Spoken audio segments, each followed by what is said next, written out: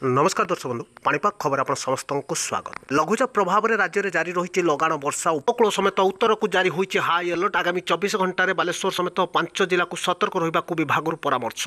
एपटे बंगोपसागर पुणी दाना बांधुची लघुचाप पछकु पछ लघुचाप आसुथिबारु राज्य ପାଇଁ प्रबल वर्षा थिबा पाणीपाग केन्द्र सतर्क सूचना कहुଯାଇଛି। तेबे सृष्टि हेबाकु थिबा लघुचाप क्षेत्र केते भीषण रूप नेब एवं यह केउ उपकूल स्थलभाग छुई से ओडिशार केउ सब जिला मानकु एबेठारु चेतावनी देला पाणीपाग विभाग नजर पकांतु एवं तार प्रभाव में राज्यर केउ सब जिला मानक आग को केते दिन पर्यंत जारी रहिबो लगाण वर्षा जानिबा पई वीडियो को लाइक करंतु एवं 24 घंटा मध्य केउ सब जिला मानक प्रबल वर्षा नै येलो वार्निंग सो केउ सब जिला मानक मध्यमरु प्रबल वर्षा नै एबेठारु सतर्क रहिबाकु पाणीपाग विभाग परामर्श जारी होईछि। सर्वप्रथम जानिबा पई चैनल को सब्सक्राइब कर रखथांतु एवं वीडियो को शेयर करबा सहित आपण मान अंचल स्थिति कोन रहिछि कमेंट बॉक्स रे जणातु। भारतीय पाणीपाग विभाग आसिला बड़ सूचना। बंगोपसागर पुणी दाना बांधिब लघुचाप 24 घंटे घूर्णिबलय सृष्टि नहीं सूचना देला पाणीपाग केन्द्र जार प्रभाव में उपकूल समेत उत्तर और आभ्यंतर जारी रहिबो लगाण वर्षा 3 तारिख पर्यंत राज्यर अनेक स्थान में भीषण वर्षार चेतावनी देला पाणीपाग विभाग। तेज सूचना रही कि आगामी 24 घंटा मध्य घूर्णिबलय सृष्टि पर उत्तर पश्चिम बंगोपसागर पार्श्ववर्ती ओडिशा उपकूल में सक्रिय हेब लघुचाप क्षेत्र।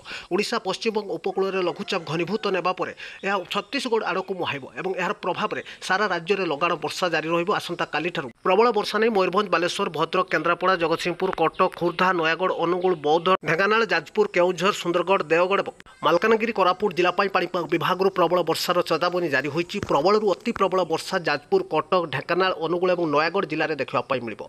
एपटे आगामी 24 घंटे लघुचाप प्रभाव में राज्य में प्रबल वर्षा थिबारु बालेश्वर समेत 5 जिला को येलो वार्निंग जारी होईछि। केउझर मयूरभंज बालेश्वर भद्रक और जाजपुर जिले में 24 घंटे प्रबल वर्षा जारी रहिबो। 7 ରୁ 11 सेंटीमीटर मध्य केतेक स्थान में वर्षा थिबा नै सूचना रखिछि पाणीपाग केन्द्र। तेबे लघुचाप आसुथिबार समुद्र को मत्स्यजीवी को बारण करिछि पाणीपाग विभाग। आसंता 3 तारिख मध्य गभीर समुद्र को प्रवेश निषेध करिछि पाणीपाग केन्द्र। एपटे गतकालीर लघुचाप वर्षा बालेश्वर देखा मिली बन्या स्थिति। जलका नदी में हठात पानी आसबार ठाणे विपद संकेत उपर प्रवाहित होउछि बन्या जल। तेबे विपद संकेत 5.50 थिबा बेले आज सकाळ 7टा सुधा 6.26 मीटर प्रवाहित होउछि बन्या जल। तेबे लघुचाप जनित लगाण वर्षा जोगु मयूरभंज उपर मुंडारे प्रबल वर्षा होइछि। तेणु यार प्रभाव में जलका नदी में फुलुछि बन्या पानी।